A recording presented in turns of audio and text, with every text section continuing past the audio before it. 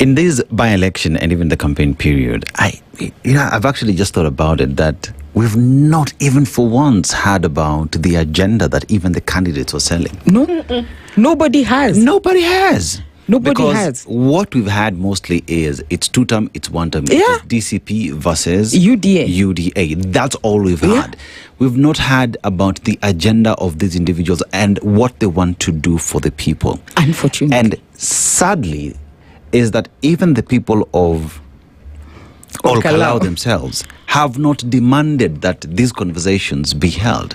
Goes to speak about even us as Wananchi and shaping the agenda of what it is we want. Because the people of Olkalau would have said, hey, excuse me, it is DCP, it is UDA, but beyond all that, this is what we want. Yeah. What's your plan? Yeah. So how do we re-engineer this for that vote to make sense and for that vote to form the agenda? It is good that we are now realizing, albeit too late, that nobody talked about the agenda in Olkalau. Because it is good because it is timely for the national conversation. Mm-hmm. That we have to set a different agenda beyond the personalities. The agenda is set either by the people, and it is fortunate that the media, the fourth estate, is part of the people who set that agenda. So then, like you said, how do we re-engineer the conversation? We need to put away the personalities. Because at the end of the day, beyond today, 5 p.m., and when the elections will be announced, and when the winner will be announced in Olkalau, the residents of Olkalau will remain with their problems. Whoever wins will come to parliament to join their cronies and advance their agenda. But the problems of Olkalau will remain with the people of Olkalau unless they hold their leader responsible enough to say that, you know what, we sent you there for a reason, then wanabaki na shida zao. So that should be a reminder to Kenyans that beyond 2027, if we do not rethink how we have these conversations about who we are electing, we will remain with our problems, if not anything worse than the current problems we have now. So we need to start changing mindset to say, what do we want? What do we want as Kenyans? Because beyond Rigiji, beyond the president, beyond any other candidate that will come forth, if we don't think about our problems, tutabaki na mashida mingi kuliko zile tuko nazo. Chep, you know, when you look at election cycles, right, there is, or rather how I look at it is, Kenyans know that every 5 years we go to vote. But to vote for what is what Kenyans have never really decided. Because beyond the casting of vote and winners being announced, there is never the conversation of, we need you to come back home so that we hold you accountable. Us, tunapiga kura na tunaishia. Then after 5 years, we'll come back and vote again, depending on what wave is there. As Wananchi, finally, in 2027, people have to be jealous for their constituency, their wards on what it is they want to be done, and demand that wewe ni wapi Nakuru East and Nakuru East tuache sisi watu wa Olkalau to decide what it is we want. Is that a clever way? Is that a new way of looking at things?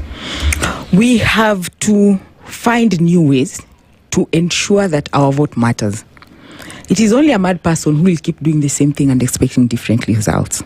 We have been doing the same thing and expecting change. It is time that we come back to ourselves and ask, this that we have been doing has not worked for the last whatever many election cycles. So how do we want this to work? What is this that we want to work?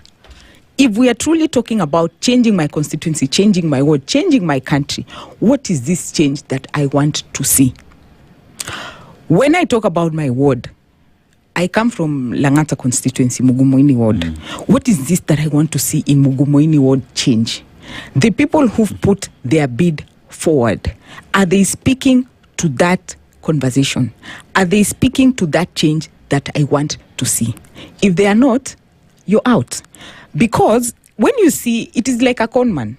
When a conman wants something from you, they don't give you time to think. And that is what has happened in Olkalau. That's why the issues have not been spoken to.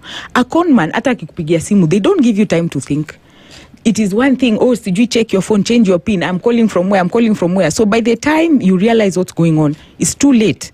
They've either stolen from you or you know whatever has happened has happened.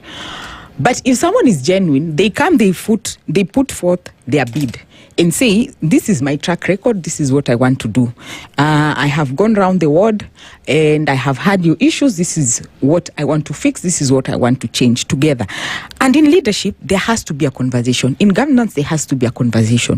Where I speak, you listen, we do together. But you cannot always be speaking to me and speaking at me and speaking down, to me. That is what has been happening with leaders, unfortunately, to Kenyans. Nobody gives the citizenry the respect they deserve enough to hear and listen to what they want and deliver for that.